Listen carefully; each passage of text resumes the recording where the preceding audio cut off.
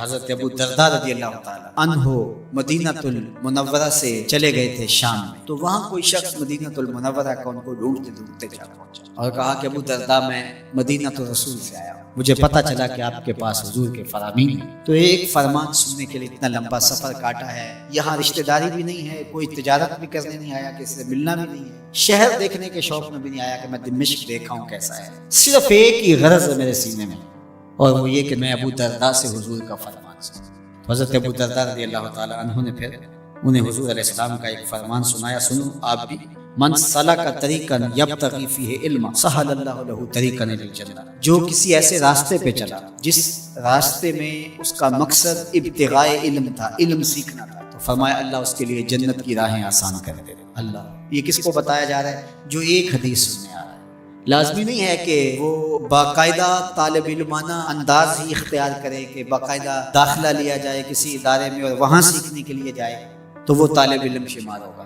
لازمی نہیں ہے کہ 8 سال کا 10 سال کا کورس پڑھنے جائے تو پھر ہی طالب علم شمار ہوگا۔ اس کو بتایا جو صرف ایک حدیث سیکھنے آیا تھا۔ تو میں آپ سے کہوں گا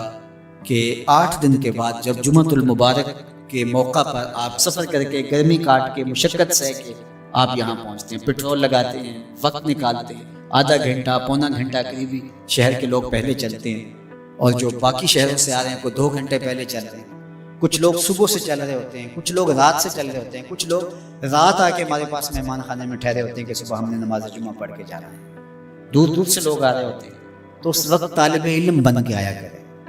کہ ہم حضور علیہ السلام کے فرامین سیکھنے جا رہے ہیں، ہم قرآن مجید کی تفسیر سیکھنے جا رہے ہیں، ہم دین سیکھنے جا رہے ہیں۔ تو پھر آپ جب گھر سے چلیں گے تو جنت کی راہ پہ چل کے یہاں پہنچیں گے۔ اور دوسری بات، وَإِنَّ الْمَلَائِكَةَ لَتَضَعُ أَجْنِحَتَهَا لِطَالِبِ الْعِلْمِ رِضًا بِمَا يَصْنَعُ، اور جب وہ گھر سے چلتا ہے، جتنے بھی دور سے چلا ہے، 20 کلومیٹر سے چلا ہے یا 2000 کلومیٹر سے چلا ہے، وہ جتنی دور سے بھی چلا ہے، جب وہ گھر سے چلتا ہے، اللہ کے نورانی فرشتے اپنے نورانی پر اس کے پروٹوکول کے لیے چلنے والے کے پاؤں تلے پھیلا دیں۔ یہ پروٹوکول ہے، اللہ اکبر، یہ اعزاز ہے، یہ تکریم ہے۔ پھر ارشاد فرمایا وَإِنَّ فَضْلَ الْعَالِمِ عَلَى الْعَابِدِ كَفَضْلِ الْقَمَرِ عَلَى سَائِرِ الْكَوَاكِبِ، عالم کی فضیلت عابد پر، عالم کی فضیلت ہنڈے، بدماش، چور، ڈاکو اس پر نہیں، اس سے موازنہ نہیں کیا جا رہا۔ ایک عام چور، ڈاکو، بدماش سے تو ایک مسجد میں جھاڑو دینے والا بھی افضل ہے، اس سے موازنہ نہیں کیا جا رہا، بلکہ موازنہ کس سے کیا جا رہا ہے؟ جو تہجد گزار ہے، شب زندہ دار ہے، نوافل پڑھتا ہے، صلاۃ الاوابین، صلاۃ الاشراق، چاشت کی نماز، قرآن مجید کی تلاوت، رات کو عبادت، دن کو روزہ، معاملات میں محتاط، صرف عالم نہیں ہے، باقی وہ عابد ہے بہت بڑا، اپنی نظر پر پہرے بٹھاتا ہے، خیالوں پر پہرے بٹھاتا ہے، سوچوں کو آوارہ نہیں ہونے دیتا، زبان کو بے قابو نہیں ہونے دیتا، عابد ہے۔ اس پر عالم کی فضیلت کتنی ہے آپ ذرا سنیے تو آپ کا جی چاہے گا کہ ہم مکمل عالم بن جائیں۔ تو فرمایا کہ فضل العالم علی العابد کفضل القمر علی سائر الکواکب، عالم کی اس عابد پر، تہجد گزار پر فضیلت اس طرح ہے جس طرح 14ویں رات کے چمکتے ہوئے چاند کی فضیلت ستاروں پر ہوتی۔ اور ایک حدیث میں حضور نے یوں بھی ارشاد کہا فضلی علی ادناکم، اے صحابہ اس عالم کی عابد پر یوں فضیلت ہے جس طرح تم میں سے ایک عام آدمی پر میری فضیلت ہے۔ اتنا بڑا احساس دیا، اتنی بڑی شان اس عالم نے، اللہ اکبر۔ اور پھر ارشاد فرمایا وَإِنَّ الْعَالِمَ لَيَسْتَغْفِرُ لَهُ مَنْ فِي السَّمَاوَاتِ وَمَنْ فِي الْأَرْضِ حَتَّى الْحِيتَانُ فِي الْمَاءِ، اور یہ عالم دین